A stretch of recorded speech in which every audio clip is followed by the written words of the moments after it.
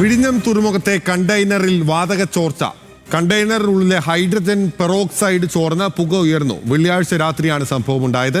വിവരങ്ങളുമായി തിരുവനന്തപുരത്ത് നിന്ന് ഹാൻസ് ജോൺ നമുക്കൊപ്പം ചേരുകയാണ്. ഹാൻസ്, ആശങ്കപ്പെടേണ്ട സാഹചര്യം ഇല്ല എന്നുള്ളതാണ് അധികൃതർ അറിയിക്കുന്നത്. ഇത് വെള്ളിയാഴ്ച സംഭവിച്ച കാര്യമാണ്. അത് എത്ര സമയം കൊണ്ടാണ് ആ വാതക ചോർച്ച അണയ്ക്കാനായത്? ബിനിൽ, നമുക്ക് ലഭിക്കുന്ന വിവരമനുസരിച്ച് വെള്ളിയാഴ്ച രാത്രിയോടെയാണ് ഈ സംഭവം ഉണ്ടാകുന്നത്.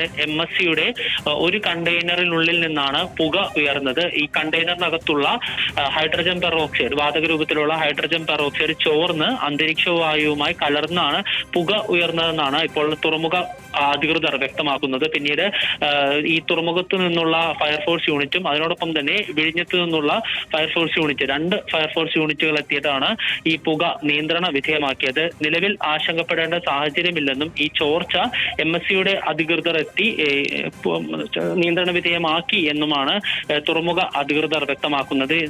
കൂടാതെ നിലവിൽ ഈ കണ്ടെയ്നർ ഒരു സുരക്ഷിത സ്ഥാനത്തേക്ക് മാറ്റിയിട്ടുണ്ട്. സുരക്ഷാ നടപടികളെല്ലാം സ്വീകരിച്ചിട്ടുണ്ട് എന്നാണ് ഇപ്പോൾ അധികൃതർ വ്യക്തമാക്കുന്നത്. പിന്നിൽ വെള്ളിയാഴ്ച നടന്ന സംഭവമാണ്. കണ്ടെയ്നറിനുള്ളിൽ നിന്ന് ഹൈഡ്രജൻ പെറോക്സൈഡ് എന്ന് പറയുന്ന വാതകമാണ് ചോർന്നത്. അത് അന്തരീക്ഷത്തോട് ചേർന്നിട്ടാണ് പുക ആയി ഉയരുകയും ചെയ്തത്. വെള്ളിയാഴ്ച രാത്രി ഉണ്ടായ സംഭവമാണ്. വിഴിഞ്ഞം തുറമുഖത്താണ് ഈ സംഭവം നടന്നത്. ഹാൻസ് ജോൺ ആണ് വാർത്ത റിപ്പോർട്ട്.